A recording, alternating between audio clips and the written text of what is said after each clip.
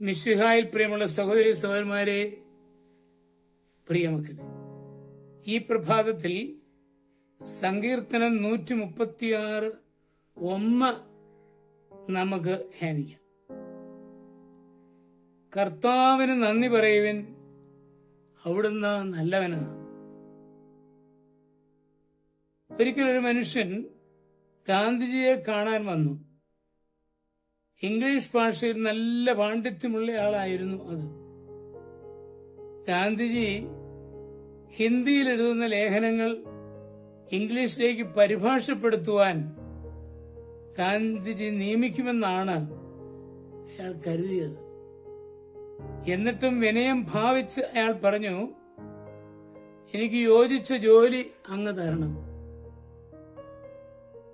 നിങ്ങൾക്ക് പറ്റിയൊരു ജോലി ആശ്രമത്തിൽ ഭക്ഷണത്തിന് വരുന്ന ഗോതമ്പ് പേറ്റിയെടുക്കുന്ന ജോലിയായിരുന്നു.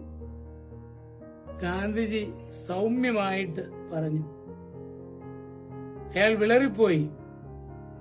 കുറെ സമയം ഗോതമ്പ് പേറ്റിയ ശേഷം യാത്ര പോലും പറയാതെ അയാൾ സ്ഥലം വിട്ടു. അതെ, നല്ലവനായ ദൈവത്തിന് നമ്മളെപ്പോഴും നന്ദിയുള്ളവരായിരിക്കണം.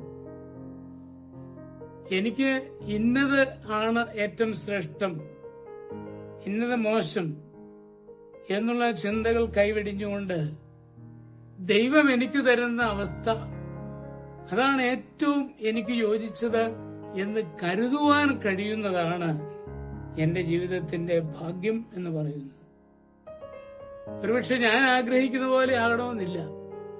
ദൈവം ആഗ്രഹിക്കുന്നതാണ് എനിക്ക് ഏറ്റവും യോജിച്ചത് എന്ന് കരുതുവാൻ കഴിഞ്ഞാൽ നമ്മൾ അനുഗ്രഹീതരാകും. നമ്മുടെ കർത്താവ് യേശു മിശിഹായുടെ കൃപയും പിതാവായ ദൈവത്തിന്റെ സ്നേഹവും പരിശുദ്ധാത്മാവിന്റെ സഹവാസവും പരിശുദ്ധ അമ്മയുടെ മധ്യസ്ഥതയും നിങ്ങളെല്ലാവരോടും കൂടി ധാരാളമായിട്ടുണ്ടായിരുന്നു. എപ്പോഴും എപ്പോഴും എന്നേക്കും. ആമേൻ.